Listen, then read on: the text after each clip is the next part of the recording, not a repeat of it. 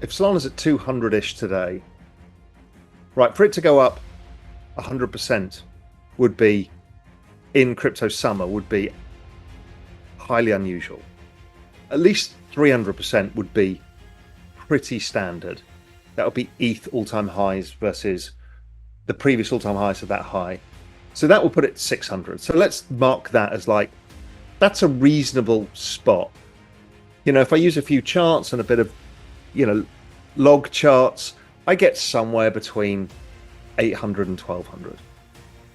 In a complete bubble cycle, I think it can go above 2000. In a short stunted cycle, Today, we're diving into the fascinating story of Solana, one of the most exciting ventures in the cryptocurrency industry. The Solana blockchain platform's native coin has astounded investors with its astounding success over the last year. In just 14 months, Solana has increased by an incredible 1,879%, from a meager $9.90 in January 2023 to an unbelievable $195 last month. By contrast, within the same time frame, the giant of the cryptocurrency world, Bitcoin, enjoyed an impressive 323.53% growth. The rise of Solana and its native cryptocurrency speaks volumes about its resilience and potential, despite encountering intermittent challenges like sudden outages. While some investors may have been deterred, many are drawn to Solana's high throughput, low transaction costs, and user-friendly environment, driving mainstream adoption. Solana distinguishes itself even more, though, with its novel approach to dealing with transaction speed limitations. FireDancer, a brand new validator client. FireDancer was created to maximize performance and offers the Solana blockchain platform quicker transaction processing times and more efficiency. After knowing about FireDancer's progress in 2023, well-known macro expert and cryptocurrency investor Raoul has expressed his excitement for Solana's future in public. Pal predicts substantial price increases for Solana, estimating a rise from around $200 to maybe exceeding $2,000 before the cycle finishes in 2025. This is because of the successful testnet launch, laying the path for a big net launch in the summer of 2024. Let's hear what he has to say next. FireDancer is basically a validator of Solana. It's in testnet right now. It's basically another way of accessing the Solana network. It was built by Jump Trading, which is a high-frequency trading firm that's deep into crypto. And they built it to be fast enough for high-frequency trading. High-frequency trading is basically limited. So the game in high-frequency trading is to be the fastest with seeing the order flow and putting your orders in. That uses massive fiber optic cables of the shortest possible length, because what they're using is the speed of light. So they say, well, it's impossible to do that in Ethereum or Solana or anything. So you need something that operates at a quantum change, a step change in speed. So they built a new version of Solana, which will run, which you can choose as your validator. If Solana's theoretical transactions per second is 65,000, this is theoretically 1 million. So it's like it's an entire game change. So what does that enable? Why am I interested in it? Because things like some of the two initiatives from Solana, one was compressed NFTs, allow you to create 1 million NFTs for $100. We're seeing that on layer 2s as well, like Base, but we're not at layer 1 level. Okay, Solana's a whole different game.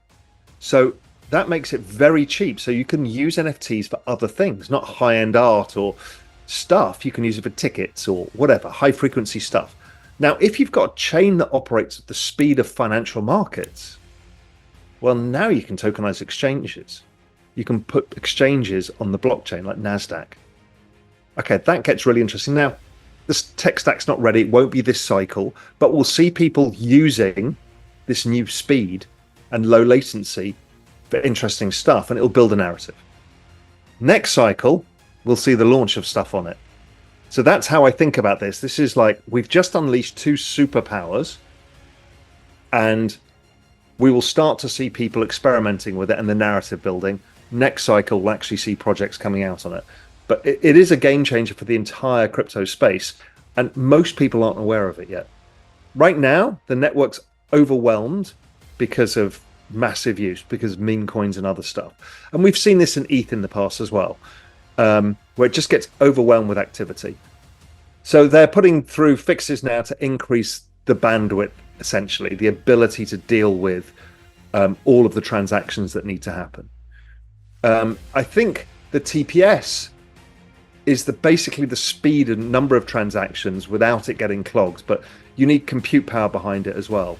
So yes, we've seen Solana transactions failing right now only because of the sheer demands of the network. Much like you can overrun a broadband network or a mobile phone network, it's all the same thing. And so what you need is more compute. So you need more compute, a few fixes, make things a bit faster. So it's not broken per se, it's just being tested to its limits, which I actually think is very bullish, particularly if they put a decent patch through and before you know it, opens up the network again.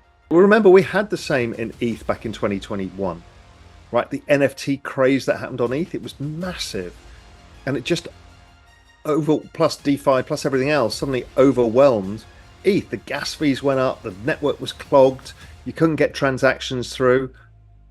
That's actually a good sign. It shows you got product market fit. The debate over Solana's position in relation to Ethereum has reached new heights as the project's momentum, driven by the excitement of Firedancer and its potential to completely change the blockchain technology environment, continues to grow. The possibility of Solana flipping Ethereum is becoming more real thanks to growing on-chain activity, an expanding developer community, and a spike in user adoption spurred by efforts like Solana's meme coin. Austin Federa, head of strategy at the Solana Foundation, discusses the platform's particular attractiveness to developers and how it may draw the majority of new consumer-facing applications in the upcoming year in an interview with Cointelegraph. Federa gave insights into Solana's trajectory. Federa's optimism for Solana's future is in line with the opinions of both industry experts and fans, which is creating the conditions for a radical change in the blockchain space. Let's go back to Raoul Pal's interview where he gives his predictions for 2024 about Solana, Bitcoin, and Ethereum. Look, we don't really know, but I would assume that if Solana's at 200-ish today, right, for it to go up 100% would be, in crypto summer, would be highly unusual. At least 300% would be pretty standard. That would be ETH all-time highs versus the previous all-time highs of that high. So that will put it 600. So let's mark that as like, that's a reasonable spot. You know, if I use a few charts and a bit of, you know, log charts, I get somewhere between 800 and 1200. In a complete bubble cycle, I think it can go above 2000. In a short stunted cycle, 750, something like that. But it's still all to play for, is the point. So if Bitcoin is the gateway drug, the RAAs, everybody else, you can kind of get your dad across the line with Bitcoin. You know, and you can just use digital gold or, you know, store of value or something that's pretty straightforward. ETH really is the settlement layer for all of the layer 2s, but also I think a lot of the financial services industry will build on top of it because it's deemed to be the safe bet. It's like using Salesforce for your CRM and other stuff. It's like using AWS, right? It's the thing you don't get fired for. Now, I think Solana will grab part of that market because of Firedancer, which is much faster. We can talk about that later. But generally speaking, ETH is the easy choice. It's like you work for a large corporation, they'll give you Microsoft Office. ETH is Microsoft Office. Well, the proof is in the pudding. I'm 90% Solana. That's been my big bet for this cycle. So last cycle, my bet was switching Bitcoin into ETH. A little bit later in the cycle, after the bottoming of that Bitcoin ETH cross, and that really paid off because it massively outperformed.